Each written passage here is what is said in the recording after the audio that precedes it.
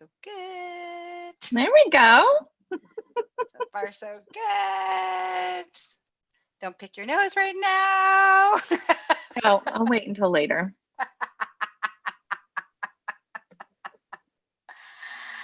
All right. Oh, we're in the thing. We're in the thing. Fantastic. Yay. Okay, so let me turn the volumes off. Put that here.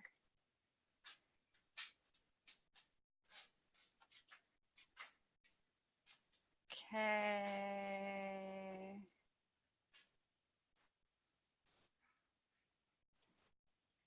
Are we live? Yes, we're live. Okay. All right. Oh, I got to hit one more thing, record. We should probably do that. So welcome to another fantastic episode of My Orgasmic Life podcast. And I have she's just so much fun. My wonderful, sexy, powerful, magical co-host, Jennifer Cramer Lewis. See, I said your name right. Anyway, so we're going to talk about asking for way more than you deserve. That's the conversation that we're going to have today on the show.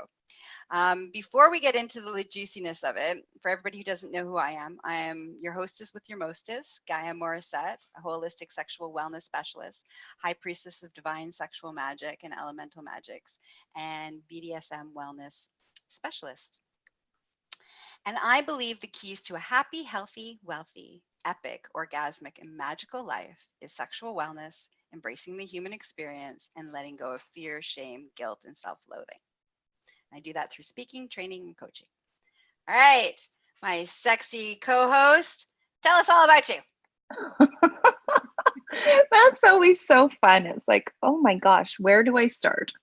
So one of the things that I noticed about myself was that I was always willing to ask for way more than my fair share. For myself, for my clients, for the planet, for everybody on the planet. And I was always able to see how easy it could come for my clients. Like, I'm quite a high level intuitive. And so the universe just gives me the download so that my clients can have way more. And it also shows me where they're blocked. And so a lot of us are blocked in that area of like deserving. And did you know that deserving and worthy are like a trap? Deserving means worthy, and worthy means deserving. Mm-hmm. And so if you don't feel like you're either of those things, you can really get screwed. Yep. And not in the way that you would like. No, not in the fun sort of way that I usually like to talk about. Yeah. So I am a coach and a facilitator and a speaker and a best-selling author a few times now. And I invite people to audaciously ask for more in every area of their lives. And so what is audacious for you may not be super audacious for other people, but we do all start from the same space. Like, what if you really could have way more than you consider your fair share or more than you deserve? And so that's what I love to invite people to. Which was our inspiration of having this conversation, the concept of way more than you deserve. I love that because it's like, I too have always believed that I deserve everything I want and then some. And I've kind of always moved from that place. And I remember as a kid being told, stop that. That's selfish. You can't ask for that. You can't have that. You can't have that. You can't have that. And I spent growing up my whole life with people telling me that I wasn't allowed to have more. There's like, you're greedy, they're selfish, or all this stuff. So I love that we're going to have this conversation because we're going to be like, fuck that shit. At the end of the day, we can have as much as we want and then some. Well, and that's the cool thing. The universe doesn't say, oh, well, in fact, even the planet itself doesn't say, oh, well, we've, released too much pollen today. Let's pull back some of the pollen. Mhm. Do you know what I mean? Like, I've got trees all the way around my office here. And if I leave my screens open, my office is like yellow. There's like, tree spunk all over my office. And the trees don't care. They're just like, well, vacuum it up then, for fuck's sake. Exactly. I'm just having fun spunking all over the place. And, this is just what I'm doing. Yeah. And, what if what you're doing really adds more to the planet? And by you asking for way more and receiving way more, like, I know the way Gaia, embodies her life is the invitation for all of her clients to ask for way more. Mm-hmm. And the way I do my life and be, people are like, well, you can have that, so of course I can have it. Mm-hmm. Or at least, sometimes they're like, well, fuck you, Jennifer. If you can have it, I can have it. And I'm like, good, we're getting somewhere now if you're pissed off that I have more than you. So let's drop into that piece, because I think that's a really important piece of this conversation, of the comparison, like that piece of that comparison, like, well, why do you get to have more than me, which means I'm not allowed to have that, like this concept that we compare to one another. Like, why are we comparing? Yeah. Thoughts on that? Well, what I get is it's like very ancient social conditioning. When we all lived in caves and there was like, one sort of guy that, seemed to be the one that everybody wanted to hang out and wanted to make babies with.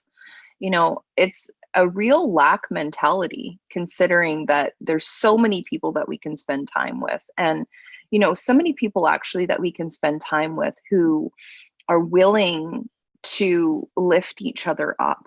Mm-hmm. And not do the comparison game. So it's almost like we could freeze out the comparison game by just refusing to hang out with people who do the comparison game. Do you know what I mean? It almost becomes like genetic selection. Well, and I think that's a really great piece too. Like, I think that place of scarcity, if we go back and, in that very ancient place of survival, right? There was only so much warmth. There was only so much food. There was only so much for survival. And so we got into that space. Now we move out of that place and we evolve and we create and we do all these great things so that, we have the luxury of going to the grocery store and there's not just one cantaloupe, there's like 50 cantaloupes in the grocery store, right? Like, right. Right. So we don't need to move from that ancient DNA perspective of scarcity anymore, because there is so much more possibility and I need to frame this in the fact of where we live, in the culture that we live in the circumstances of where we are located in North America. Anyways, there are still places in the world where that is not the case. Absolutely. Right? And there are places on the planet where your choices are, stay home and starve or go out in search of food. Mm-hmm. And so, yeah, we're honoring that for sure. And I know that we both give back pretty hard. Mm-hmm. And so if that's something that's coming up for people, then, just click around and check us out. We give back hard. Yeah, exactly. All right. So, okay. So if we move away from spending time with people who are comparing, or that are in that comparison mode, and we say, sorry, you don't serve me, and I'm not going to spend time with you. What about the people that are doing it within themselves, who are listening? Yeah, that's what I was going to talk about next. Thanks for bringing that up. So one of the things that I notice with myself is how aware I am. And, I would be willing to hazard a bet that anybody listening is quite an aware bear. And, probably a lot of the stuff that's going through your brain is just stuff you're picking up on the psychic Wi-Fi. It's actually not even your points of view. You're picking it up from TV. You're picking it up from people you're standing in the grocery lineup with, and this is another survival mechanism. If you check into heart math, they've got studies showing that we can pick up the thoughts, feelings, and emotions of people in at least a 7-kilometer radius. So that's about 5 miles for our imperial people. And that's to stop us from getting eaten or beaten. And, so if you grew up in an even more chaotic household, you might be able to pick up on the thoughts and feelings and emotions of people across the planet. Mhm.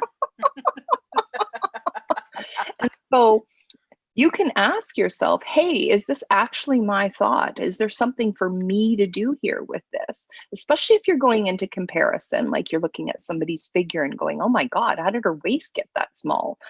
Will my waist ever be that small? What can I do with that? You can actually even ask yourself, wow, is that even something for me? Do I even care about a waist that small? Or am I just picking up on, that she either loves her waist being that small or she's obsessed with her waist being that small? So, there may be something for you to do there for you, but in most cases, you're just picking it up on the social psychic Wi-Fi. And so if there's nothing for you to do, then you can be like, okay, cool. Does this thought actually serve me? Mm-hmm. Is this adding to my life? Does this make me feel loved? Is this a loving thought for me to have in my body? And, we might be getting a little advanced, but just the awareness aspect of asking questions really gives you some freedom to know that most of the crap that's in your head right now has nothing to do with you. Well, and I think when we drop into, even if it's your own shit, even if it's your own messaging that you've been carrying around this whole, which will lead us into this worthy deserve conversation in a second, but even if it is your own shit, it really comes down to that piece of, is being in this place of comparison, making them right, me wrong, me right, them wrong. Is this actually creating anything that I want? Is this supporting me in any capacity of living the best version of my life?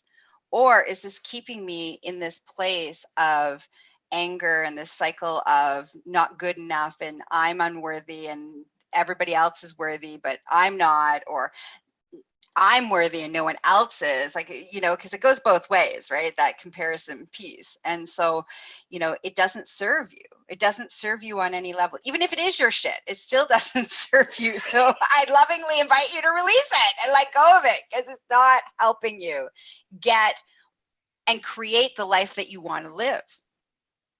Yeah, I love Right? that. I love that.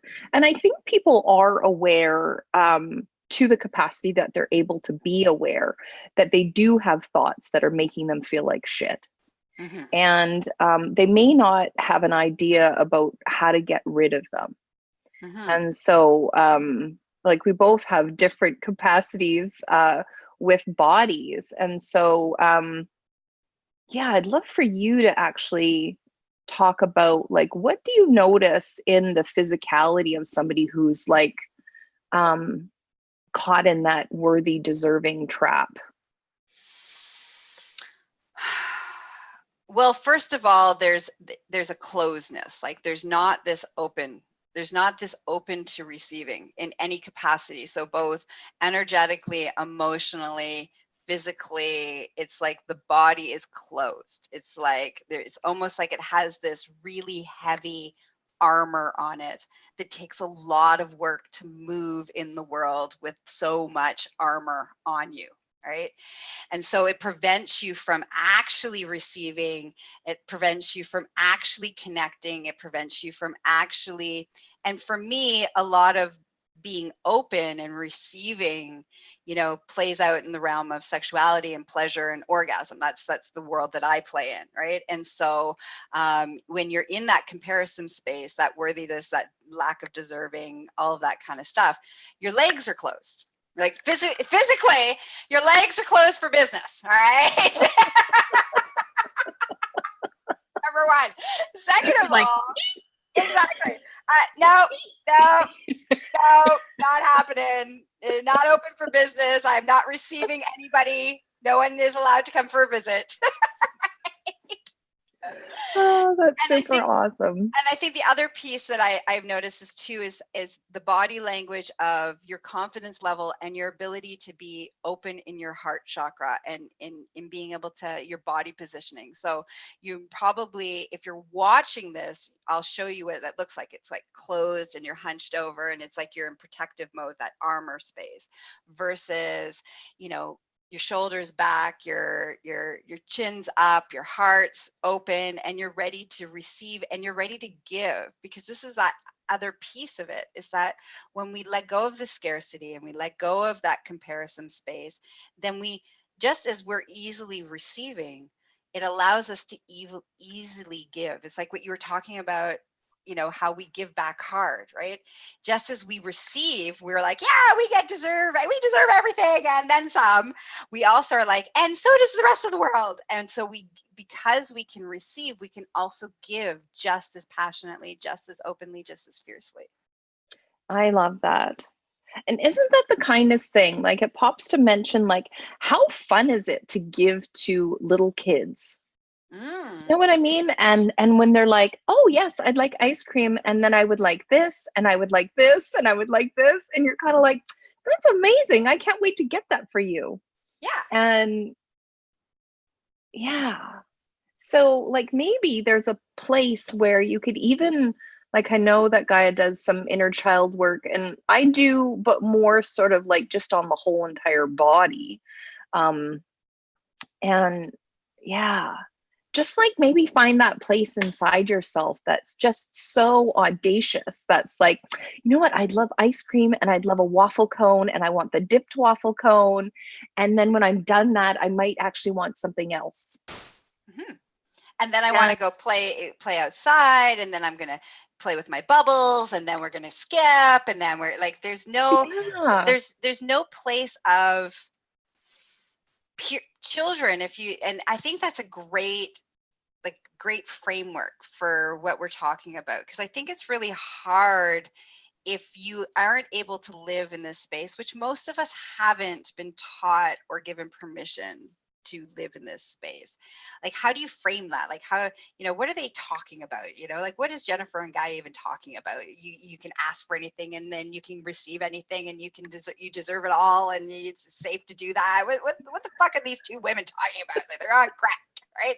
If you're feeling that, so here's an example. Is like you said, like if you watch a child, or a child that hasn't been, let's go pre-no stage, like that pre two, like around 2-3-year-old stage, before adults have kind of interfered in the like crushing of the desires of what you want, how you want to move, and that you need to, you know, you have to have rules and boundaries and all that kind of stuff. Like, let's go pre that stage, right? Where it's just like, I want, and there's no apologizing, there's no guilt, there's no, oh, maybe I shouldn't ask. There's none of that. It's just, I want. Yes, yes, yes, yes, yes. And you really need to go to that stage, because when you can, if you've seen children in that space, it's beautiful. They're not like, oh, I don't think I should have that. Oh, I can't ask for that. There's no part of them. They feel totally entitled to everything and anything that they desire, that they need, that they want. And I think that that's a beautiful place to be in. Yeah. Well, even look at that word entitlement. Like, oh my God, there's like so much shame involved in that word. Like, I'm like, whoa, you know, and I hear this from business owners. They're like, this new generation, they're so entitled. And it's like, well, what can we actually learn from those kids that are so entitled then? That's my conversation with business owners. You know, if they're willing to receive and receive and receive, they can actually get way more money into your business. That'd be terrible. Definitely don't let that happen. Okay, so let's drop into that piece of worthy and deserve, and how can we reclaim those words and reclaim them in the sense of that they don't have as much charge to them. Yeah. Well, let's play with it. Like, I know you don't have this block, but let's play with it. If you were worthy, what could you receive? So it's everybody who's listening. Take a moment. Say that question again. I want everybody to be in the space of receiving that question really fully. Yeah. If you were worthy, what could you receive? And so the first thing that pops into your mind. Okay. So I'm just going to pretend the first thing that's popping into your mind is more money. Okay, cool. So if you could receive more money, what could you receive? Okay. And then whatever the first thing that pops into your mind, what I'm getting is more love, actually. And so if you could receive more love, what could you receive?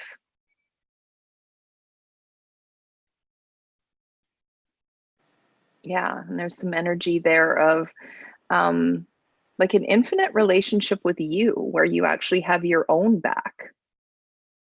And somebody that's listening to us live right now, they weighed in here and they said stability. So if you had more love, I love that's beautiful. You had more love, you could receive more stability and have more stability.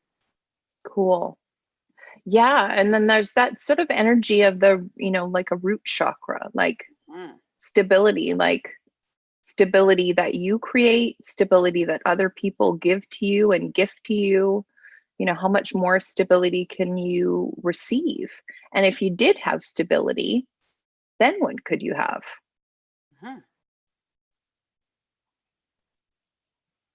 Yeah, and it just feels like an infinite amount of kindness for you. And so if you did have an infinite amount of kindness for you, then what could you receive?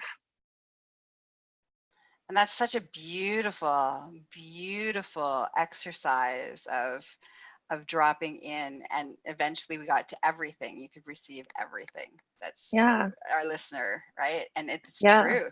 It's like it's just opening up. It's like each piece. If you got that piece, what if you got that piece? What if you got that piece? So let's reverse engineer that and say, okay, you want everything, so what's blocking you? Right? What is that piece that's saying that you can't even start going down the receiving space? Because it's in that beginning block space that's preventing everything. You can have everything you want. You could have everything in the universe. You could be free. You could have laughter. You could have play. You could have everything. So what's that piece for all of our listeners? What's that piece in you in this moment that is stopping you from starting that journey of receiving?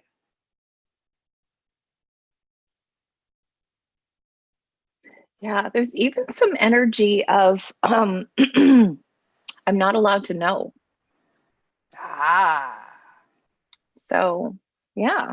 So who does that I'm not allowed to know belong to? Is that some sort of, social conditioning that if you actually knew what your blocks were, you might be a little bit too powerful for the people who were raising you or supposedly in control of you? Good luck with that. Which I got in this moment. I'm getting this download of like, let's all actually, I love that piece of who's in control of you, right? That because that's really what happened when you were a kid. You went from I have that complete freedom of I ask for whatever I want, and I have my needs, and my needs are not right or wrong, they just are, and you're in that really beautiful place of freedom. And then the adults around us need to kind of control the narrative, control the situation, be the boss of you, right? So that they can handle whatever that is for them. Let's take a moment to drop into that little person within you that went from being free, happy, easy to all of a sudden now everybody else is the boss of me and everybody wants to be the boss of me. Let's give that little version of you new empowerment to say, you're not the boss of me. I'm the boss of me. Yeah. So funny. And then also like maybe even just more like, oh, I see you have a need to be the boss of me. Good luck with that. I lovingly give you permission to have fun on that adventure. Yeah, good luck with that. That might be a little painful for you to try to be the boss of me. You might want to like enlist me on this adventure of what your outcome is so that we could go on the same path easily together. Yeah, you might want to share your hopes and dreams of controlling me. Yes.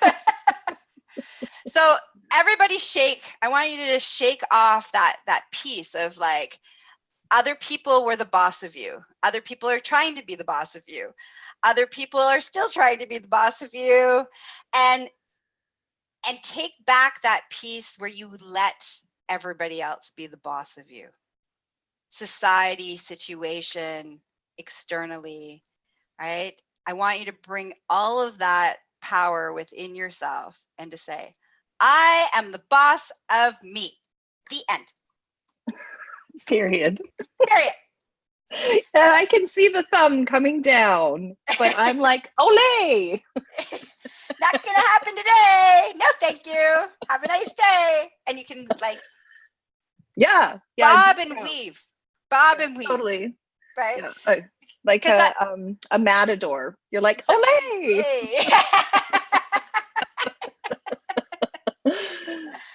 And I think that piece is so crucial because that's that real big piece of like where we went from being able to believe that we can receive everything and anything to that place where we became small. We were made to become small, whether that's because of survival. There's a thousand different reasons why that happened. But at that moment of becoming small, you can go into that space and say, nope, I'm going to continue to be big and be all of who I am.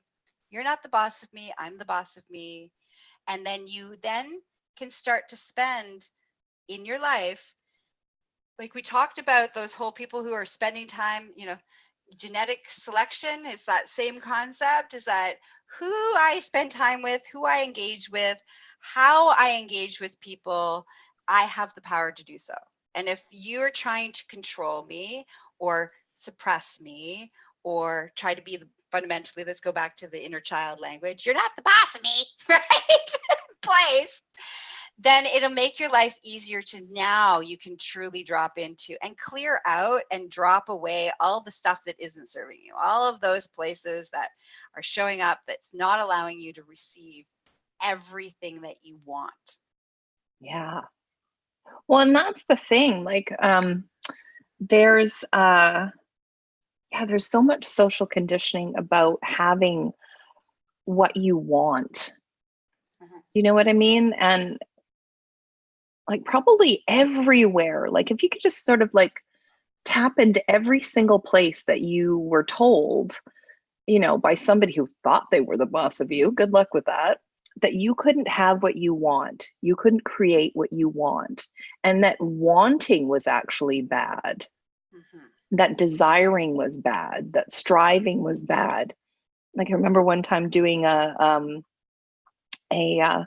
meditation, and I got this image of me climbing a ladder and climbing, and I had I looked below me, and both of my boys were climbing with me, and they were perfectly happy. And I had like a baby and a like baby Bjorn or something like that, and I was climbing with the baby. And I got the information that the baby was me. I was nurturing me and climbing with me.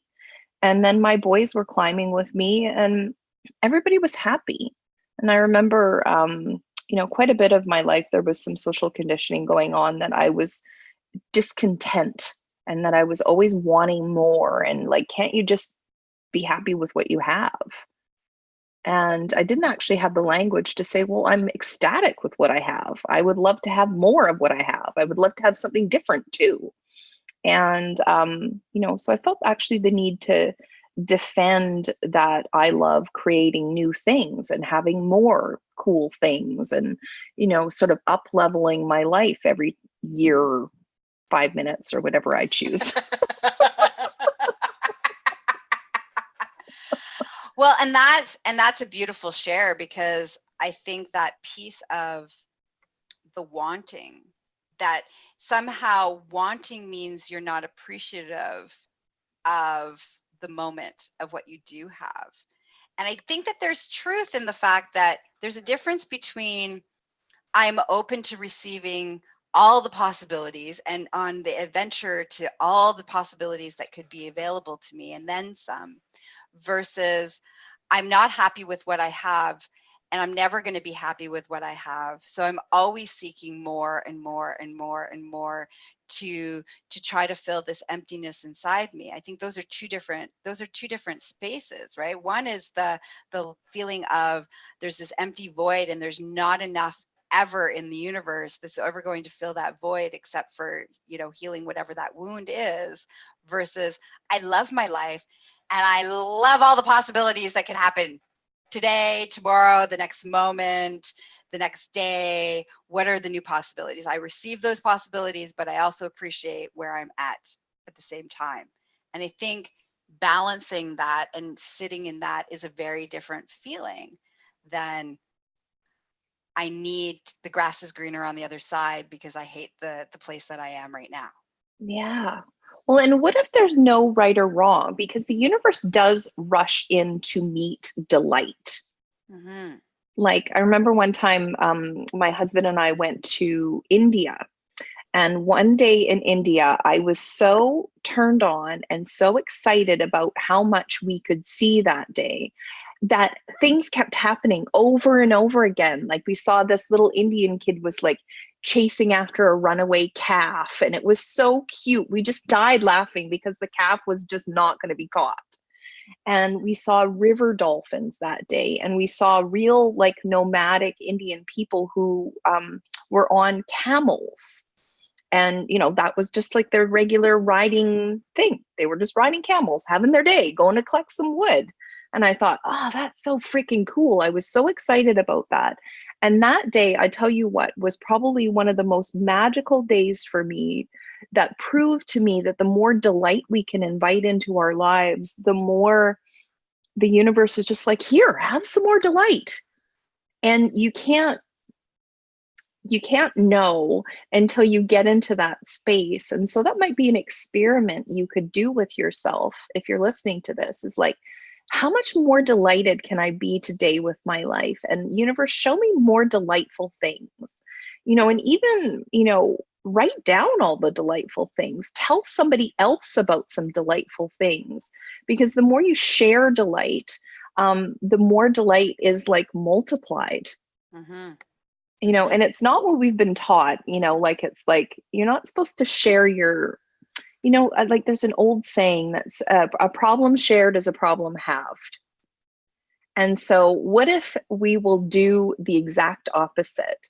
A delight shared is a delight multiplied. Mm-hmm.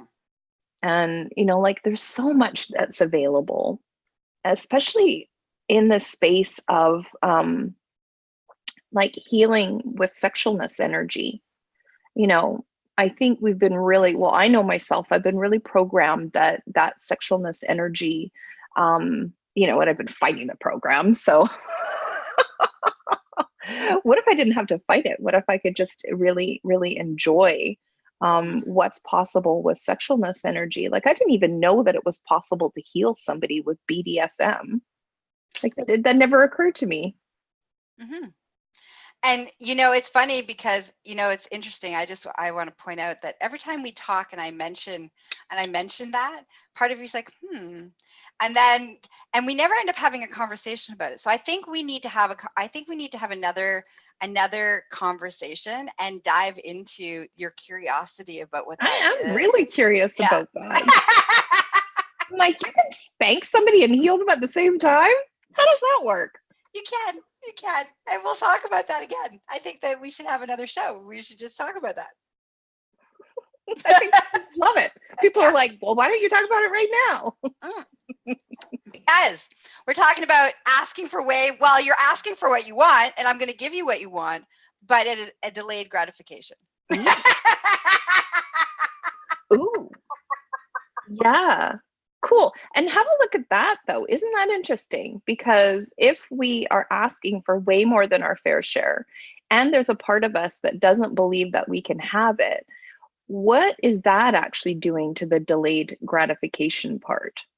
Because I talk about like quantum mechanics, like the quantum particulates of the universe. So you make an ask, like, what would it take for me to make $500 a day into every part of my life? That might be an ask that you could ask, or I could. That's one of mine. $500 or more every day, all day. Thanks, universe. And then, so the one day that the $500 doesn't show up, does that mean that the quantum particulates aren't activated, or are you just being given the opportunity to have some delicious anticipation? Mm-hmm. Or are the quantum particulates like, yeah, we've got it, but it's coming at the end of the week. So are you going to make it wrong? And you're going to get $2,000 instead of the 5 or whatever.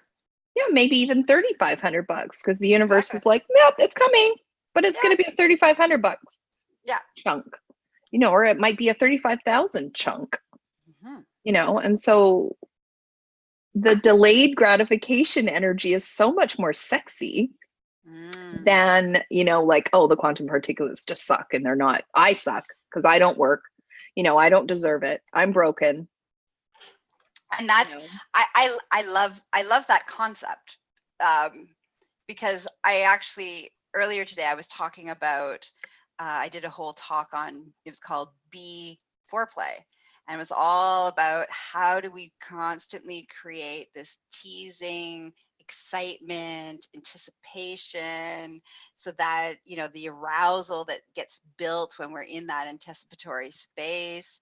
And I've never put those, like, from a sex place, that makes total sense. I've never put it from a universal, like, I've asked and the universe is doing its thing. So I like that. Thank you. That actually makes me tingle all over. It's like, the universe is just teasing me. Excitement. Maybe the universe is like, tickle, tickle. Yeah. How excited are you? Are you turned on enough to receive your $35,000? How about now? How about now? I love it. It's so much fun. Okay. So is there anything around this concept of dropping in for a second, asking for way more than you deserve, that you feel that we need to share and talk so that our listeners can get? Is there a piece that they need still? Yeah. Well, part of it is willing to step into the expertise that you actually have in your own life. Like, you've been you for how many years now? Are you asking me specifically? No, just the audience. Yeah. All right, thank you. Fill in the blank. You've been you for that many years. And so for that many years, you've received what it is that you have the capacity to receive. And so, you wouldn't just, unless you were a trained ballerina, you wouldn't expect that you could defy gravity the way that ballerinas can. They do plie after plie after plie, not just because they like to make a weird squatty thing with their legs, because it's fun, because it isn't. It fucking hurts until you get good and strong, and then they can defy gravity. And so if you're willing to defy gravity, there are some tools that you can use, and some of them are asking questions like, what will it take for this to show up in my life? What energies can I invite into my life? Like, and so that's something that I facilitate. I actually have a gift for you guys. You can go and download it at audaciousaskSystem.com. And so right now our focus is actually with bodies, but it can be financial, it can be with relationships, it can be with sort of basically anywhere in your life. It can be with like lack and deserving, to start asking questions like, what would it take for me to always know that I deserve way better than what I'm receiving right now? And what steps can I take to invite the delight into every area of my life? And then just leave that out there. The universe is like, okay, well, that's got a frequency on it. This chick is looking for way better and she's looking for delight. And, this guy's looking for way better and he's looking for delight. So we're just going to, it becomes a geolocator almost. The universe is like, oh, we know what that feels like. Mhm. And do you know what that feels like for you? What does delight feel like for you? Because the universe actually works on ask and receive. We learned that in that secret book and, a whole bunch of different places and spaces. And so one of the things that isn't in the secret book that really should be in the secret book is how better to ask questions, to have them show up easy for you. Because there's another part of this Audacious Ask System where I want you to actually be in the right physical space for you to be able to receive what it is that you're asking to receive. Because sometimes, I don't know if you notice, like if you go on vacation, all of your asks start to show up fast when you're on vacation. Do you ever notice that? Oh yeah, because you're completely in that space of I'm relaxed. I don't have all of the normal life triggers that are interfering. I believe that in this moment I'm on vacation. So there's this sense of, and I'm going to use the word entitlement, but in a place of entitlement. It's like this feeling of I'm on vacation. Everything is at my disposal. Like I am now so you're like really dropped into that energy, that mood, that emotion, those thoughts, like it becomes fully aligned. So therefore it's easy. It's like it's super easy. It's an easy frequency. There's no static that's attached to it. There's no filtering that has to go through anything, because it's like, yeah, I'm on vacation and I want this to show up. Yeah, that's it. I'm sitting on the beach. What's it going to take for a mojito to show up? And it's like, hello, ma'am. Would you like a mojito? It's our Exactly. Funny, I was just thinking about mojitos. That would be wonderful. Mhm. And that's the level of kindness that's available when you ask from the space of delight and not from a space of, hey, I wonder if I deserve a mojito. I wonder if I did enough sit-ups to have a mojito. I wonder if I did enough squats or plies to have a mojito. And just have the fucking mojito.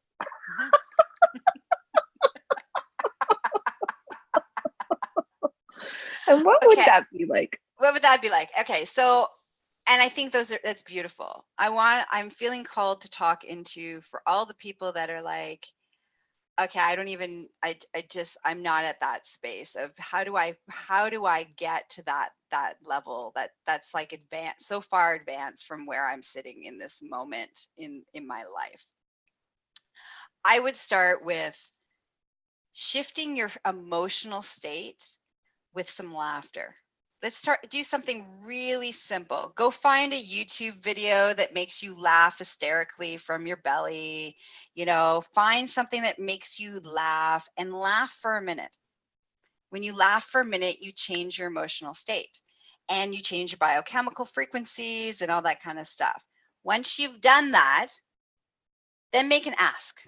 So like it's just like laugh for a minute and then ask them for something. That's so kind. And actually, I didn't realize that, like I choose that.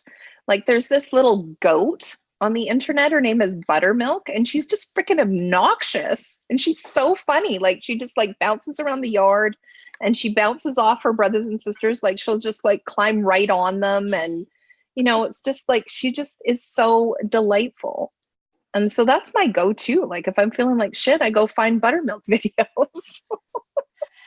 And I have two go-tos. My two go-tos are, one, I have this cackle that makes me laugh. Like I have to say, I find myself incredibly entertaining. So I'm like, I'll start laughing and I'll do the cackle right now. I'll be like, as soon as I start doing that, I'm like, that's so funny.